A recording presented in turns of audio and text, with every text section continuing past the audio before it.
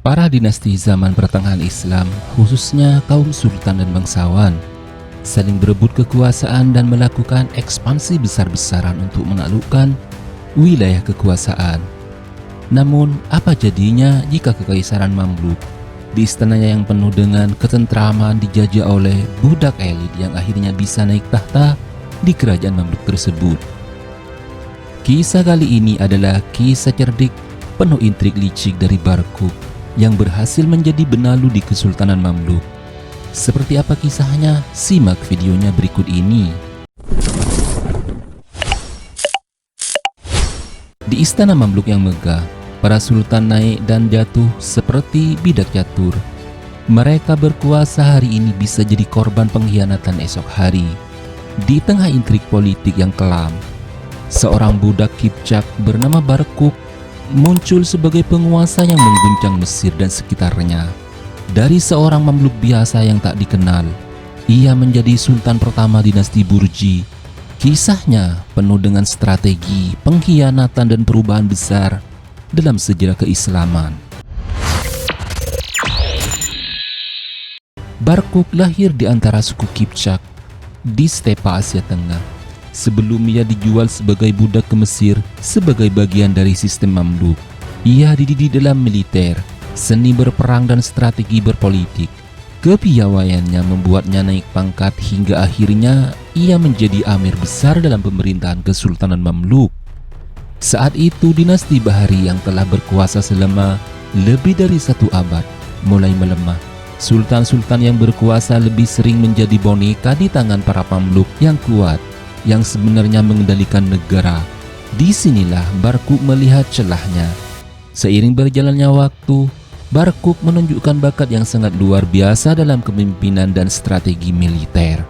Ia berhasil mendapatkan kepercayaan sultan-sultan Mamluk dari dinasti Bahri, hingga akhirnya diangkat sebagai Atabek Al-Qasakir, panglima tertinggi pasukan. Dari posisi ini ia memiliki pengaruh yang sangat besar terhadap pemerintahan dan akhirnya merebut kekuasaan di Mamluk, serta mendirikan dinasti Mamluk di Burji pada tahun 1382. Kisah Barquq adalah contoh luar biasa tentang bagaimana sistem Mamluk memungkinkan seorang budak biasa untuk naik menjadi pemimpin tertinggi di Mamluk, dengan syarat ia memiliki kecerdasan, keterampilan militer, dan dukungan politik yang kuat. Dengan dukungan para Mamluk yang setia kepadanya, Barquq berhasil menyingkirkan Sultan Bonika dan mengangkat dirinya sebagai penguasa de facto pada tahun 1382. Ia secara resmi merebut tahta dan mengakhiri dinasti Bahri, serta kemudian mendirikan dinasti Burji. Namun naik tahta hanyalah awal. Para mantan penguasa dan faksi yang setia kepada dinasti Bahri tidak tinggal diam. Pemberontakan muncul di berbagai tempat, termasuk dari penguasa Suriah dan kelompok Mamluk yang merasa dikhianati oleh Barquq. Barquq yang awalnya hanya seorang amir, berhasil membangun aliansi dengan faksi Mamluk Burji yang terdiri dari budak-budak militer dari Circassia. Dengan kecerdikannya ia menggulingkan Sultan Ash-Saleh Al-Haji pada tahun 1382 dan secara resmi mengakhiri dinasti Bahri. Kemudian Barquq mendirikan dinasti Burji setelahnya. Barquq sangat mengendalikan faksi Mamluk, kemudian merangkul kelompok Mamluk Circassia yang semakin berpengaruh, serta melemahkan dominasi Mamluk asal Turki atau pendukung dinasti Bahri. Kemudian Barquq menguasai kesultanan dan militer. Ia menempatkan orang-orang kepercayaannya dalam posisi kunci di keuangan dan pasukan, sehingga menguatkan basis kekuasaannya di Mamluk. Tak hanya itu, Barquq memanfaatkan kekacauan politik. Dengan melemahnya pusat kekuasaan, ia berhasil merebut kendali istana melalui kudeta yang hampir tanpa perlawanan. Meskipun akhirnya Barquq sempat digulingkan pada tahun 1389, ia masih berhasil merebut kembali tahtanya pada tahun 1390 dan memerintah hingga wafat pada 1399. Dengan demikian, ia menjadi figur utama dalam transisi dari dinasti Bahri ke dinasti Burji. Sebagai seorang Mamluk yang menonjol, Barkuk menyadari bahwa kekuasaannya di Kesultanan Mamluk tidak hanya ditentukan oleh legitimasi dinasti, tetapi juga oleh loyalitas faksi-faksi di dalam istana. Ia mulai membangun jaringan dengan para emir atau panglima dan para pejabat tinggi yang kecewa dengan kelemahan sultan-sultan terakhir dari dinasti Mamluk Bahri. Adapun strategi Barkuk antara lain menyingkirkan lawan politik. Ia secara sistematis menyingkirkan atau menekan para pemimpin Mamluk Bahri yang memiliki pengaruh yang kuat, serta berhasil mengendalikan sumber daya. Ia memastikan dirinya memiliki kendali atas keuangan dan kemiliteran, dua elemen utama yang menopang kekuasaan di Mesir. Kemudian Barkuk menggunakan Sultan Boneka. Sebelum naik tahta sebagai sultan, Barkuk awalnya mengendalikan pemerintahan melalui Sultan Muda Ash-Shaleh Haji yang ia jadikan boneka politik sebelum akhirnya betul-betul naik tahta secara langsung pada tahun 1382 di Mesir. Ketika Barkuk merebut kekuasaan dan mendirikan dinasti Mamluk Burji, ia menghadapi perlawanan dari faksi-faksi Mamluk yang masih setia kepada dinasti sebelumnya. Namun Barkuk membuktikan dirinya sebagai seorang penguasa yang licin dan penuh dengan perhitungan. Strategi politik dan penguasaan istana yang dijalankan oleh Barkuk menunjukkan bahwa ia bukan hanya seorang pemimpin militer saja, tetapi juga seorang negarawan yang paham dan bertahan di lingkungan politik yang penuh dengan intrik licik. Tetapi juga ia adalah seorang negarawan yang paham cara bertahan di lingkungan politik yang penuh dengan intrik serta politik licik. Ujian bagi Barkuk pada tahun 1389, kekuasaannya terguncang ketika diturunkan oleh pemberontakan Mamluk dan dipenjara. Namun Barkuk bukanlah orang yang mudah menyerah.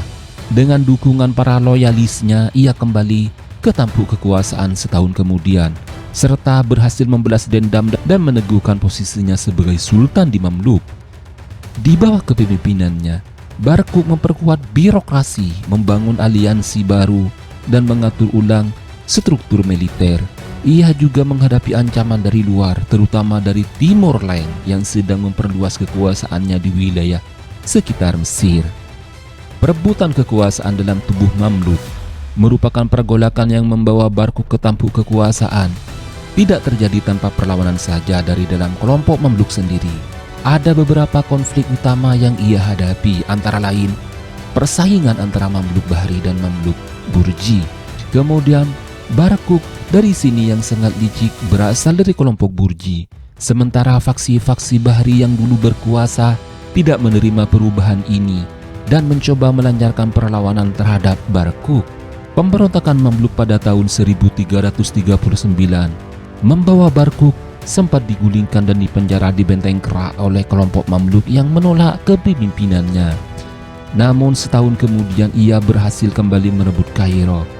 Beberapa pemimpin daerah Suriah mencoba memberontak dan bahkan bersekutu dengan Timur Leng untuk melawan Barkuk di Mamluk. Ia harus mengirim ekspedisi militer untuk memastikan loyalitas mereka.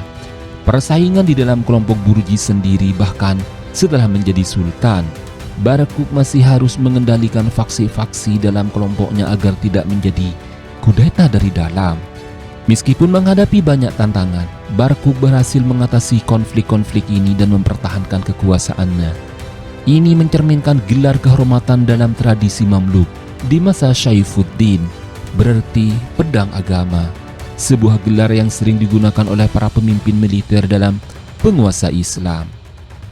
Adapun pergolakan yang membawa Barkuk ke tampuk kekuasaan tidak terjadi dalam ruang hampa. Ada beberapa faktor utama yang melatar belakangi kudetanya terhadap dinasti Bahri dan pendirian dinasti Burji. Faktor yang melatar belakangi adalah melemahnya dinasti Bahri. Dinasti Bahri yang didirikan oleh Sultan Bahirbas pada abad ke-13 telah memerintah Kesultanan Mamluk selama lebih dari 1 abad. Namun menjelang akhir abad ke-14, kekuasaan mereka mulai melemah. Persaingan antara Mamluk Bahri dan Mamluk Burji menjadi salah satu pemicu utama pergolakan di Mamluk. Mamluk Bahri yang mayoritas berasal dari Kipchak dan berkuasa sejak era Bahirbas mulai kehilangan pengaruh terhadap kelompok Mamluk yang baru disebut Mamluk Burji karena mereka tinggal di benteng istana. Barkuk sendiri berasal dari kelompok Mamluk Burji dan melihat bahwa inilah saat yang tepat bagi kelompoknya untuk menggantikan dinasti Bahri yang sudah melemah. Selain konflik internal, ada ancaman besar dari luar, terutama Timur Leng, yang mulai melancarkan ekspansi ke dunia Islam. Barkuk memahami bahwa Kesultanan Mamluk membutuhkan kepemimpinan yang kuat untuk menghadapi ancaman ini, sehingga ia merasa tidak mengambil alih kekuasaan untuk menyelamatkan negara. Kekacauan yang terjadi antara para pemberontak membuat banyak Mamluk justru kembali mendukung Barkuk pada tahun 1390. Barkuk berhasil menggalang kekuatan dan merebut kembali Kairo. Ia berhasil menyingkirkan lawan-lawannya dan menghukum mati banyak Mamluk yang dulu mengkhianatinya. Setelah kembali ke tampuk kekuasaan, Barkuk lebih berhati-hati dalam mengendalikan faksi-faksi Mamluk agar tidak terjadi pemberontakan lagi. Namun, dengan strategi politik yang sangat cerdik, Barkuk berhasil mempertahankan tahtanya dan memperkuat posisinya hingga akhir hayatnya. Barkuk meninggal pada tahun 1399, meninggalkan sebuah dinasti yang akan bertahan lebih dari 1 abad. Dinasti Burji melanjutkan kekuasaan Kesultanan Mamluk hingga akhirnya ditaklukkan oleh Ottoman pada tahun 1517. Namun kisahnya tetap menjadi bukti bahwa dalam sejarah Islam, seorang budak pun bisa menjadi raja. Naiknya Barkuk menandai pergeseran kekuasaan dalam Kesultanan Mamluk, di mana faksi-faksi Burji mulai mengendalikan istana. Ia adalah contoh sempurna bagaimana kecerdasan, strategi, dan keberanian dapat mengubah nasib seseorang dari budak menjadi penguasa yang menentukan arah sejarah. Setelah puluhan tahun bertahan di puncak kekuasaan, Barkuk akhirnya meninggal pada 20 Juni 1399. Sebelum ia wafat, ia berhasil menempatkan putranya Faraj bin Barkuk sebagai penerusnya, memastikan bahwa dinasti Mamluk Burji tetap berlanjut. Namun Faraj yang masih muda menghadapi tantangan besar, terutama dari para emir Mamluk yang mulai berusaha merebut pengaruh di Mamluk. Pada masa-masa akhir hidupnya, Barkuk juga harus menghadapi ancaman eksternal dari Timur Leng yang saat itu sedang memperluas kekuasaannya ke wilayah Suriah dan Persia. Meskipun ia tidak sempat menghadapi Timur Leng secara langsung, langkah-langkahnya dalam memperkuat Mesir sebagai pusat kekuasaan Islam tetap berdampak pada stabilitas wilayah tersebut. Sebagai pendiri dinasti Mamluk Burji, Barkuk meninggalkan beberapa warisan penting yang mempengaruhi Mesir dan dunia Islam. Antara lain, ia berhasil menggantikan dinasti Mamluk Bahri dan membentuk sistem pemerintahan yang lebih dikendalikan oleh faksi Mamluk keturunan Turki dan Kaukasus. Model kepemimpinannya menjadi pola bagi sultan-sultan Mamluk berikutnya, di mana penguasa seringkali harus menghadapi tantangan dari sesama Mamluk yang ingin merebut kekuasaan. Sehingga Barkuk berhasil memperkuat sistem Mamluk dengan mendisiplinkan pasukan dan memperbaiki administrasi negara, kemudian memastikan bahwa Mesir tetap menjadi pusat kekuatan di dunia Islam. Setelah itu, ia berhasil menstabilkan keuangan negara dengan mengendalikan pajak dan mengatur distribusi kekayaan di kalangan elit militer. Semoga dengan kisah ini bisa menjadi sumber inspirasi dalam dunia keislaman. Wallahu a'lamu bimuradihi. Wassalamualaikum warahmatullahi wabarakatuh.